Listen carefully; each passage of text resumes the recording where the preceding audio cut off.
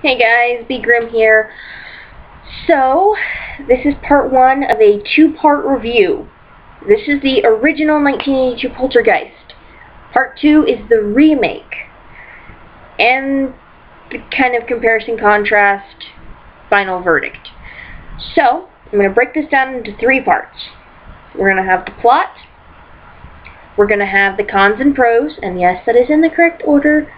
Things I don't like before the things I do like, so that we end on a positive note, and my final rating. So, quick update. I am no longer a part-time Cosmo student. I am now full-time, so I'm there all day. This cuts my program down by a full year, which is great because that means I get to move on with my life sooner, and vaguely sucks because I have felt like a permanently exhausted pigeon all freaking week. It's been ridiculous. I just can't seem to get enough sleep. And I am exhausted and just... ugh. It doesn't help that this week and next week I have tons of hours at work. So, I'm grateful. I like my job. I like getting paid. But still, it's a lot going on. So, I'm just going to start making videos and posting them when I finish them. I'm not going to worry too much about editing because I still can't quite get my editing software to work with me. And if I wait for that, then I'm never going to get these videos up, and we're just not going to go anywhere. But hopefully, we shall endure, and hopefully before too long, I'm hoping by August, I will have this all set back up so I can get back to my regularly scheduled broadcasting. Awesome. So, without further ado, drum roll. Poltergeist, 1982, Steven Spielberg. Steve and Diana and their family have just moved in to a brand new home. Steve works for the company that builds these homes. He's a realtor. He sells them. There's actually a scene about this. And he and his family have moved into this home. I guess it's like a bonus. I can't remember exactly. But they've moved into this nice new home in this nice new suburban neighborhood. And weird things start happening. We actually open with that, with the weird things happening. The youngest child, Carol Ann, is hearing voices in the television. We don't know what they are. Well, no, we know they're ghosts, but the family has no idea what's going on. Things are weird.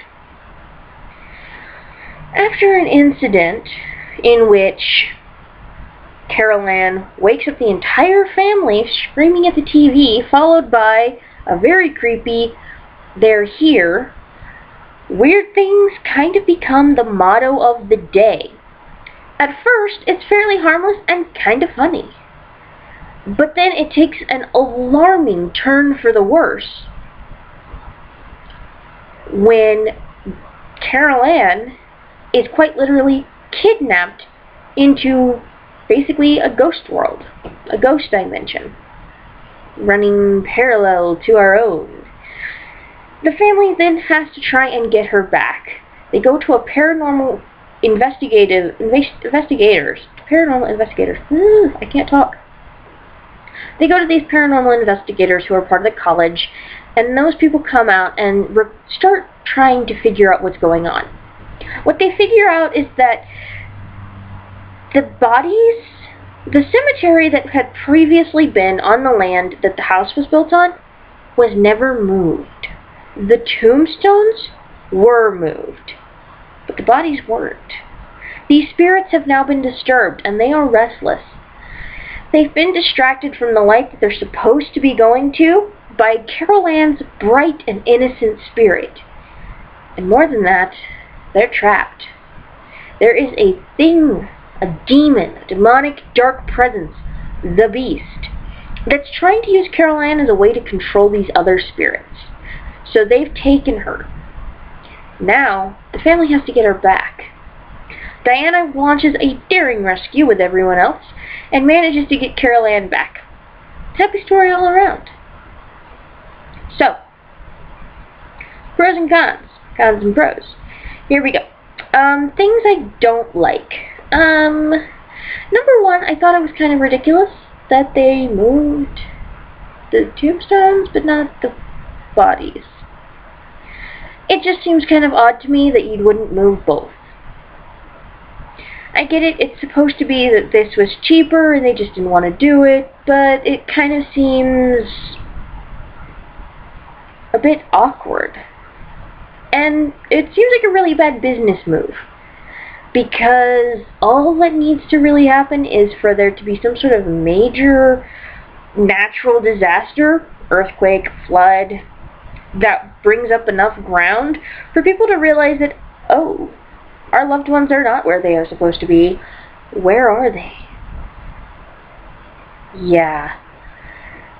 I know this might not have been something people thought about in the 80s, but I also know that this is, I believe, set somewhere in California. Earthquake Central. You cannot tell me that there hasn't been an incident in which a large amount of area has been displaced in a very short period of time. That kind of struck me as being odd. Some of the computer effects, and there are a few, are a little awkward. But they're fun 80s awkward, not 90s terrible awkward. It's odd. I'm a lot more forgiving of weird computer graphics. And I said 90s. I didn't mean 90s. Sorry, 2000s. I'm a little more forgiving of the 90s and the 80s and 90s with their computer-generated effects looking odd, because it was such a novel thing, and usually, they do not rely entirely on computer effects. There's still a lot of practical. Early to mid 2000s, not quite so much. And even now, to some degree, yeah, it looks cool, but it doesn't look real. Mind you, it's not Stephen King miniseries bad. Some of those are terrible, but it's also not good. Just saying, in case you didn't know.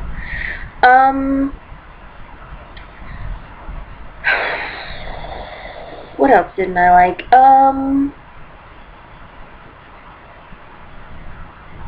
Actually, by and large, that's it. Things I did like. I love the family. The family is fantastic. They are a loving family. They don't always get along, but they get along really well, by and large. It's a healthy family relationship. Now, I get it. The 2000s do not exactly have a corner market on happy, healthy family relations. Or so we're meant to believe.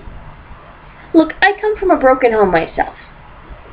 Okay, mom and dad split. Guess what? There are still normal, happy, functioning families out there. There are still families that are not completely revolving around everyone being miserable. It is possible to genuinely like your family. You know how I know this? I go to school with one. I go to school with a woman who is so madly in love with her husband that she just can't imagine not having him around. And vice versa. He adores her. I have teachers. One of my teachers has literally been married. I mean, she and her husband, yes, sometimes they don't always get along. Sometimes they argue. Sometimes she comes to school and she's like, oh, he drives me nuts. But they are still a loving family. Just because there are so many broken homes, and that's a terrible word, that's not really a great way of putting it, just because there's so many broken homes and blended families doesn't mean that every family has to be at each other's throats.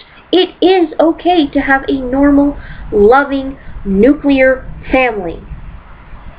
And Yes, this movie is from the 80s. Yes, that was the norm to portray a normal, loving family. But it is such a pet peeve of mine from the remake that I just have to drive this home, how much I love this. Because within 10 minutes, not even 10 minutes, of starting the second movie, I hated the family. I hated the father, I hated the mother, I hated the daughter. The only two I didn't hate were the son and the youngest daughter. Everyone else I hated. This movie, I like them. Even if I'm pretty sure that the father was played by a guy who has played characters I really despise. Okay? Oh god, what was he in? What else was he in? Either way, my point is that, especially for the plot that's going on, having a normal, happy nuclear family works perfect. Because in this, the family isn't the problem. It's the house and the land and everything else. The family is fine. And that's really all that matters. I'm just saying. I liked the practical. So, moving on from that point, I liked the practical effects. I love the tree coming in through the window. I love the little girl being pulled into the closet. I love the mother being pulled up the wall. I love all of these practical effects. I have heard, not sure if I believe it. I know I've heard it like confirmed, but still, I have heard that actual human remains were used on the filming when, at the end, the skeletons and the coffins are all like coming up and all. That is awesome. And I love that. Again, I'm so much more forgiving of computer effects in older movies because there are physical, practical effects that I can just kind of like grab onto. Because yeah, that scene in Carol Ann, when they open the door to Carol Ann's room and everything's spinning around and floating, that doesn't look all that real. But the scene with the tree coming in the window is legit scary. Because, holy cow, that looks real. There's this one scene where the guy is like, he's eating a chicken wing, or a chicken leg. And he hears a funky noise, and he flips on his flashlight, and there's a steak just like kind of like migrating across the counter. And then all of a sudden it like explodes into like weird, like something underneath it is like coming out, and then he drops the chicken bone, the chicken leg, and there's maggots, and he goes into this closet, and the light turns all red, and he starts like clawing at his face, and it like melts a la Indiana Jones and the Raiders of the Lost Ark. And especially with the whole melting and clawing of the face, it doesn't necessarily look real, but it still looks really good, and it's still a fun scene. I liked how they did the ghosts. The whole light with the vague figure in it, that was really cool. I liked the mother going in after her child. Now, when I do the second part, the remake review, I will of course talk about how much I loved that the brother saved his sister. Because those were the only two likable characters in the entire movie. Well, in the family in that movie. I should be specific. In this movie, because I like all of the characters, I like that it's the mother. Because in this case, it's not unbelievable. The parents in the remake are just so removed from their kids that I almost don't believe that they would risk anything for them.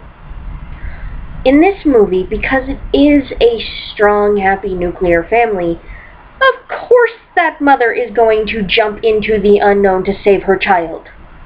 That's what mothers do. You know, good mothers. You know, that doesn't necessarily mean that the mom won't chew you out later, depending on your age. My mother would definitely have done such if I was older. But yes, I fully believe that this mother is going to risk everything, life, limb, and sanity, to jump into this unknown dimension to save her kid. I didn't believe that with the remake.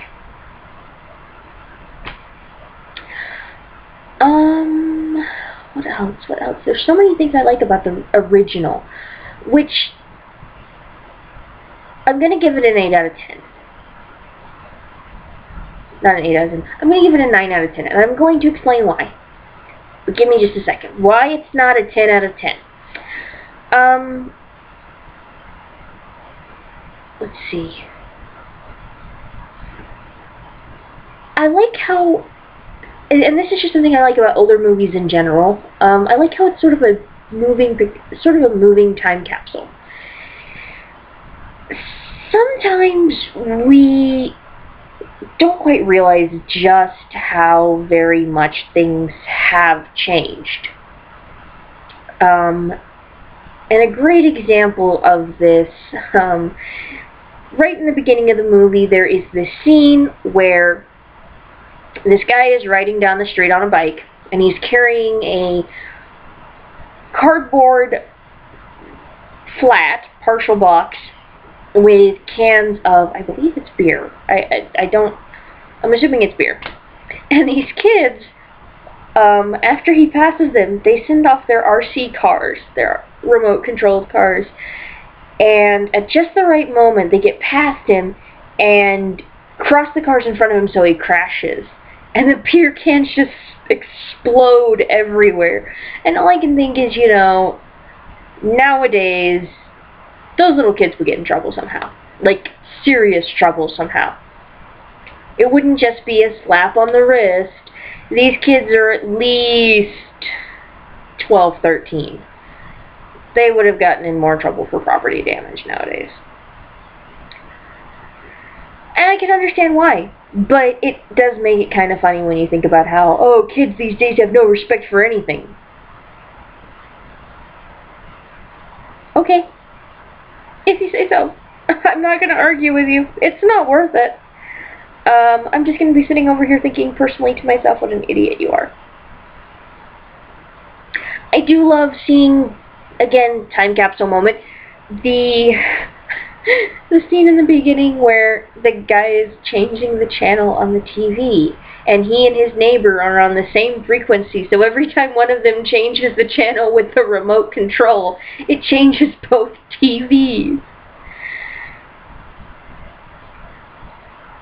And I know that's not like an intentional thing, but I still really like it, so.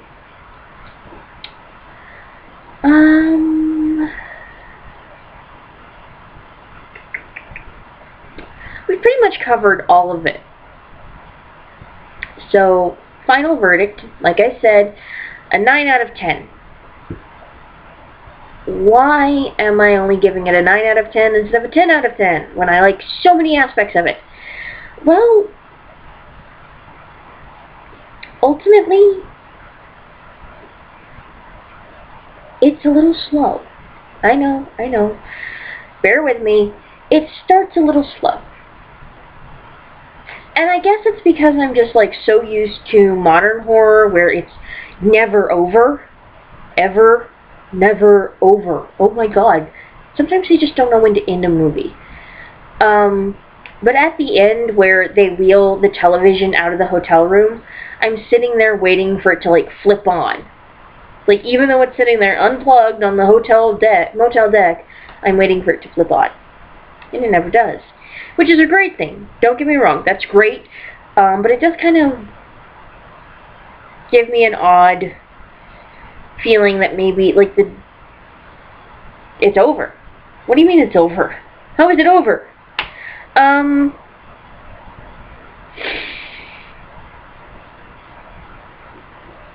Yeah. it feels odd that it's over at the end of the movie, because I'm waiting for something else to happen.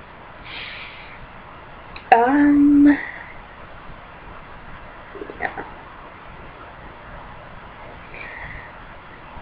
Some of the characters I find, especially the paranormal investigation team, some of them I find just a smidgen annoying just by virtue of them being such background characters,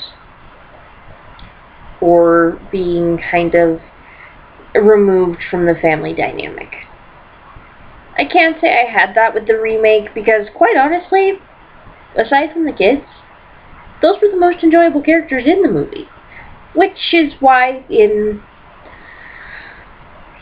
my review of the remake, gonna tell you right now, I give the remake 7 out of 10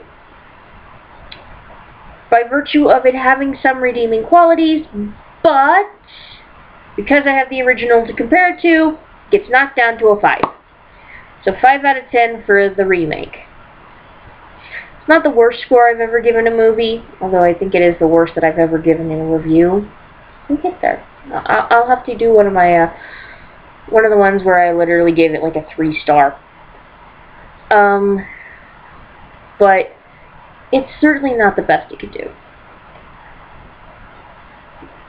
The original doesn't quite deliver as much excitement as I would like. It's a great movie. I think in terms of classic horror films, that short of the original Frankenstein, this movie is probably one of the closest things to a family-friendly horror movie I can actually say I've seen. And I put the original Frankenstein down because, honestly, little kids tend to understand the monster. So, or should I say the creation. Anyway,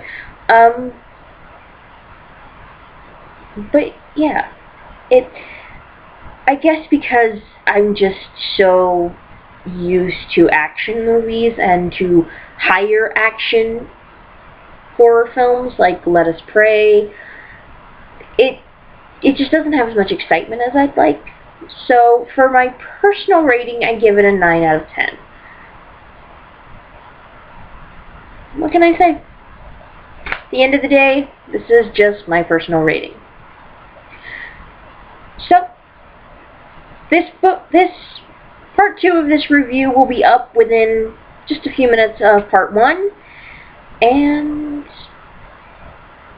if you like the video, like it and subscribe it. Leave me comments in the box. I will be happy to respond, reply, tell you whatever, answer questions.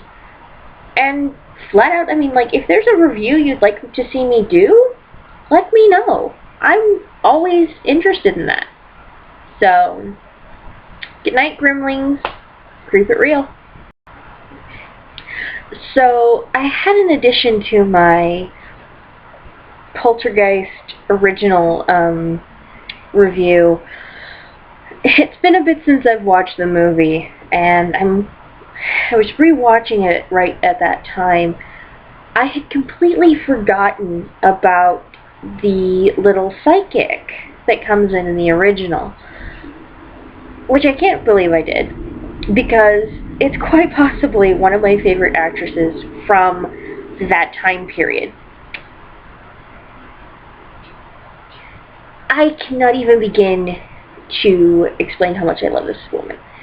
She was the little witch in Teen Witch, the one who is training the new witch to be a witch, who's showing her the ropes. And I have so much nostalgia for the Teen Witch movie. My mother loved it, and so we had it most of my childhood. We got it on DVD when we could. It was one of those things we watched a lot, to the point where years later I still remember most of the songs. And in the Poltergeist movie, she's such a sweetheart, she plays this soft-spoken psychic who just comes in to clean the house, and she's got a very calm way of speaking. It just forever, just the fact that she's there makes me happy. So I just kind of wanted to add that on there. I stand by my ratings. I stand by everything else. But I just kind of wanted to add in there that that she's there, and that I love her, and I wanted to give you her. I wanted to talk about her just a smidgen. She's played by Zelda Rubinstein, and I had to look it up because I'm terrible with names. And she's just fantastic. God, I just love her. And yeah. So that was all. Good night, siblings. Pleasant dreams. Pleasant nightmares. And keep it real.